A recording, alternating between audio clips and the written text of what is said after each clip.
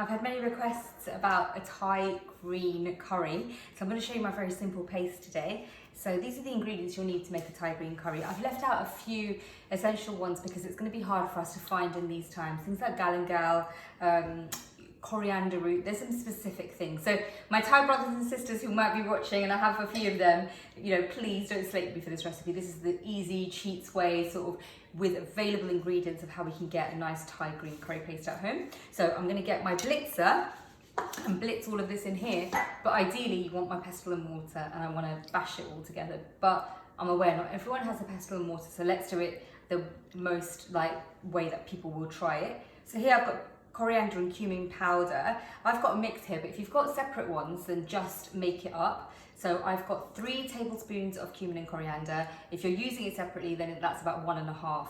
But you know, sort of mix and match with how many ingredients you've got. Here I've got enough for like 2 green chilies. So as we go through, I'll show you. So I've got 3 tablespoons of cumin and coriander, and I'm putting that into a little frying pan because while I'm going to be doing everything else, I'm toasting this off.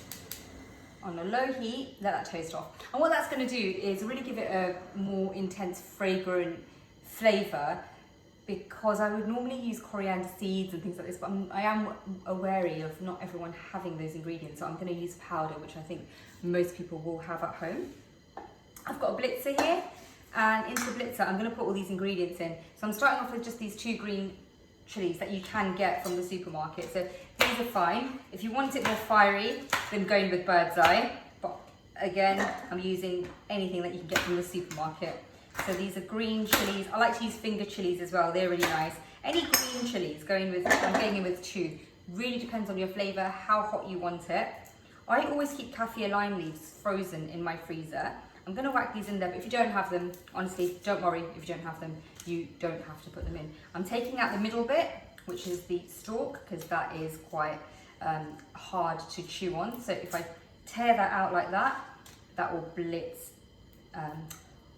much better. I've got shallots here, so I've got 1 shallot. Just going to chop that up roughly and put a shallot. And the reason that I use shallots in their curry paste is because it has more of a onion garlicky flavour rather than just a very pungent onion. It's a very subtle oniony garlicky flavour. So, but if you don't have them, white onion is absolutely fine. I've got ginger here. All the measurements and everything I'm going to put at the bottom of my video. So I'm doing equal amounts. So that was about 3 centimetres of ginger, and then I've got a whole bulb of garlic cloves. Whole bulb of garlic goes in there. A bunch of green coriander. That's going to give us some great colour. Putting that in there, and then the quintessential Thai herb is the lemongrass. I absolutely love this. I wish they made just candles of lemongrass, because this smell is what I want my house to smell like all the time, and this is what Thailand always smells like. So we just go in with this, taking off the stalk, and then what you need to do is bash it. And really give it a bash with the end of your knife, because what that's doing is releasing the oils. But take out the first layer. I don't know why, but the first layer is always quite hard. So take it out until you get to the middle bit like this. A few rough drops into there. Taking off the outer layer, bash it, and into my Blitzer. It is so much nicer doing this in a pestle and mortar. You get such a nice flavour. But if you don't have one, if you do have one, please try and do it in there. But if you don't have one, then this is the next best thing. But try and do this bit where you're bashing it, because you're releasing oils and get rid of that tough outer skin.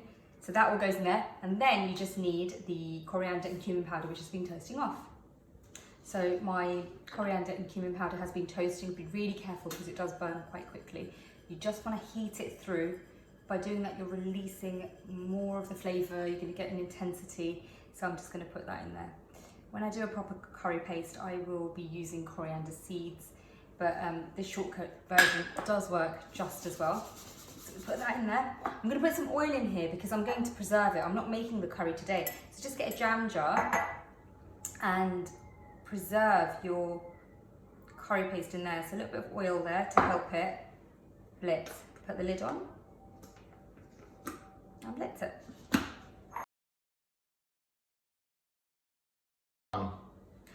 And so I've blitzed that for quite a while. It will take about 3-4 minutes. And then you'll get a really nice smooth paste. Oh my God, that smells, as soon as I open that, that smells incredible. So let's go in, let me get rid of all this stuff. Jam jar.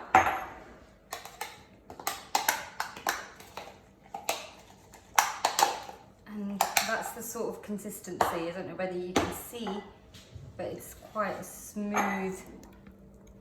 smooth paste like that. You see that? So put that into a jar. And look at that, I've made a whole jar. That will get me at least 3-4 curries out of that. Curries, even a sort of paste for some fish, or even if I wanted some flavoured rice and I just wanted to boil that with some of this curry paste, you'll get some nice fragrant Thai green rice. But I think everyone is really wanting a traditional Thai green chicken curry. So I think I will save that for a Thai green chicken curry another day.